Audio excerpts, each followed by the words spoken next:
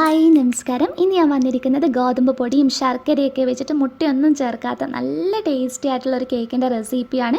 ശരിക്കും നല്ല സ്പെഷ്യൽ ഫ്ലേവറുള്ള വളരെ സോഫ്റ്റ് സ്പോഞ്ചി ആയിട്ടുള്ളൊരു കേക്കാണ്. അപ്പോൾ എല്ലാവരും തീർച്ചയായും ട്രൈ ചെയ്ത് നോക്കാം. നമുക്ക് വേഗം തന്നെ വീഡിയോയിലോട്ടേക്ക് പോകാം.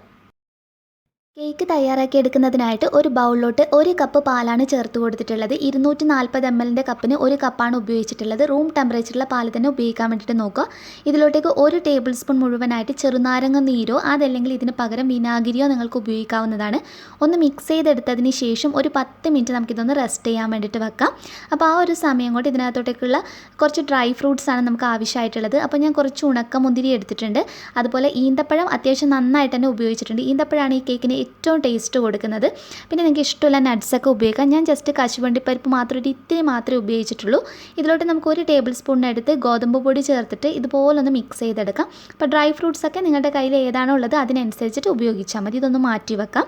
ഇനി നമ്മുടെ കേക്ക് ഒന്ന് തയ്യാറാക്കി എടുക്കുന്നതിന് വേണ്ടിയിട്ട് കുക്കറിനകത്ത് ജസ്റ്റ് വെജിറ്റബിൾ ഓയിൽ വെച്ചിട്ട് ചെറുതായിട്ടൊന്ന് ഗ്രീസ് ചെയ്തെടുക്കുക. ഒത്തിരി ഓയിൽ അങ്ങ് ഉപയോഗിക്കരുത്. അപ്പോൾ നമ്മുടെ കേക്കിനൊക്കെ അതിൻ്റെ ആ ഒരു ടേസ്റ്റ് ആയിരിക്കും. അപ്പോൾ ഇതുപോലെ ചെറുതായിട്ടൊന്ന് ഗ്രീസ് ചെയ്തെടുത്താൽ മതി. ഇനി ബട്ടർ പേപ്പർ കയ്യിലുണ്ടെങ്കിൽ ഒരു ചെറിയ പീസ് മുറിച്ചിട്ട് ഇതിൻ്റെ താഴ്ഭാഗത്തായിട്ട് വെച്ച് കൊടുക്കാം. ഹോം മെയ്ഡായിട്ടുള്ള ബട്ടർ പേപ്പർ നമ്മൾ ഓൾറെഡി ചെയ്തിട്ടുണ്ട്. ലിങ്ക് ഡിസ്ക്രിപ്ഷൻ ബോക്സിനകത്ത് കൊടുക്കാം. അപ്പോൾ നമ്മുടെ ബട്ടർ മിൽക്ക് ഒരു 10 മിനിറ്റ് കഴിഞ്ഞിട്ട് നന്നായിട്ട് റെഡിയായി കിട്ടിയിട്ടുണ്ട്. നമ്മൾ ഈ മധുരത്തിന് ഇതിലോട്ടേക്ക് ശർക്കരയാണ് ചേർത്ത് കൊടുക്കുന്നത്. അപ്പോൾ നല്ല പൗഡർ പോലെ പൊടിച്ചെടുത്തിട്ട് വേണമെങ്കിൽ നിങ്ങൾക്ക് ചേർക്കാം കേട്ടോ. ഞാനിപ്പോൾ ജസ്റ്റ് ഒന്ന് കുത്തി പൊടിച്ചത് മാത്രമേ ഉള്ളൂ. അത്യാവശ്യം വലിയ പീസസൊക്കെ ഇതിനകത്തുണ്ട്. 1 കപ്പാണ് ഉപയോഗിച്ചിട്ടുള്ളത്. ഇത് ചേർത്ത് കൊടുക്കാം. ഇതിന് പകരം നിങ്ങൾക്ക് ബ്രൗൺ ഷുഗറോ പഞ്ചസാരയോ ചേർത്ത് കൊടുക്കാവുന്നതാണ്. ഇതിലോട്ട് 1/2 കപ്പ് വെജിറ്റബിൾ ഓയിൽ ചേർക്കാം. ഏത് വെജിറ്റബിൾ ഓയിൽ വേണമെങ്കിലും നിങ്ങൾക്ക് ഉപയോഗിക്കാം. ഞാൻ സൺഫ്ലവർ ഓയിലാണ് ചേർത്ത് കൊടുത്തിട്ടുള്ളത്.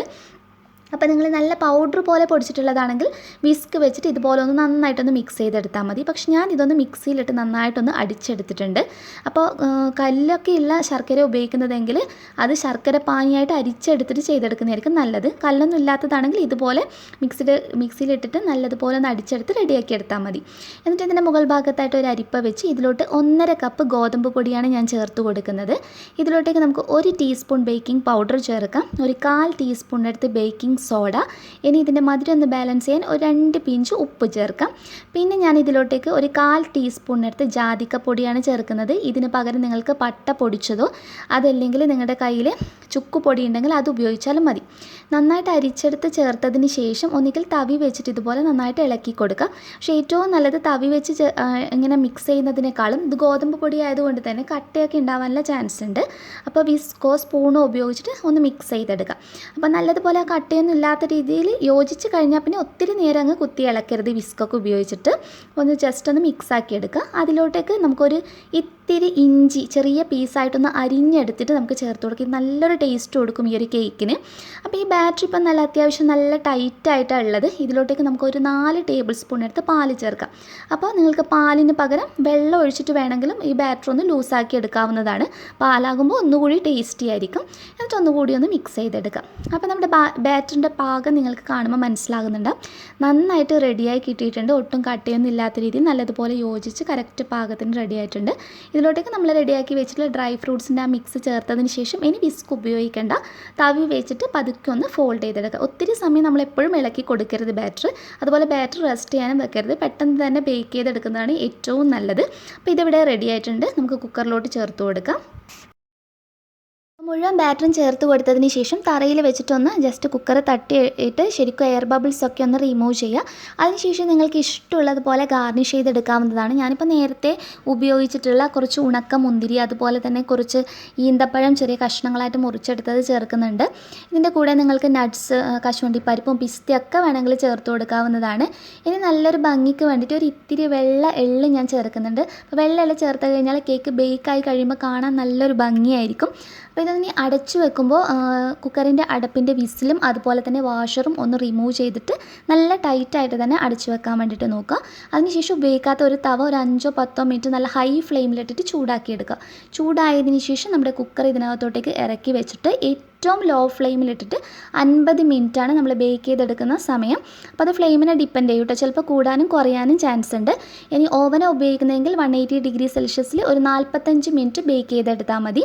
കറക്റ്റ് 50 മിനിറ്റ് കഴിഞ്ഞപ്പോൾ ഞാൻ തുറന്ന് നോക്കിയിട്ടുണ്ടായിരുന്നു. പക്ഷേ മുകൾ ഭാഗം ശരിക്കും ബേക്കായിട്ടുണ്ടായിരുന്നില്ല. അതുകൊണ്ട് ലോ ഫ്ലെയിമിലിട്ട് 10 മിനിറ്റ് കൂടി എക്സ്ട്രാ വെച്ചതിന് ശേഷമുള്ളതാണിത്. അപ്പോൾ സ്റ്റിക്ക് വെച്ച് നമുക്ക് ജസ്റ്റ് ഒന്ന് കുത്തി നോക്കാം. നല്ല സ്റ്റിക്ക് നല്ല ക്ലിയറായി കിട്ടിയിട്ടുണ്ട്, നന്നായിട്ട് ബേക്കായി വന്നിട്ടുണ്ട്. എപ്പോഴും കേക്ക് നല്ലതുപോലെ ചൂടാറിയതിന് ശേഷം മാത്രമേ പാത്രത്തിനകത്ത് മാറ്റാൻ പാടുള്ളൂ. ഇതിപ്പോൾ നന്നായിട്ട് ചൂടാറി കിട്ടിയിട്ടുണ്ട്.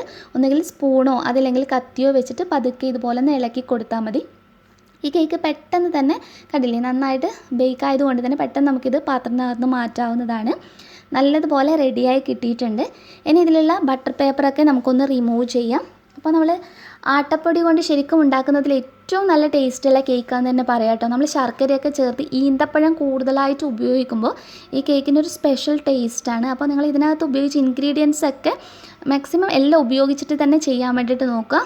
അപ്പോൾ കാണുമ്പോൾ നിങ്ങൾക്ക് മനസ്സിലാവുന്നത് ഞാനൊന്ന് അടുത്ത് കാണിച്ചു തരാം. നല്ല സൂപ്പർ സോഫ്റ്റ് ആയിട്ടുള്ള കേക്കാണ്. അതുപോലെ തന്നെ നമുക്ക് ഇതൊന്ന് കട്ട് ചെയ്ത് നോക്കാം. ഒരു പീസ് കട്ട് ചെയ്ത് അടുത്ത് കാണിക്കുമ്പോൾ നിങ്ങൾക്ക് ഇത് എത്രത്തോളം മോയിസ്റ്റ് കേക്കാണെന്ന് മനസ്സിലാവും.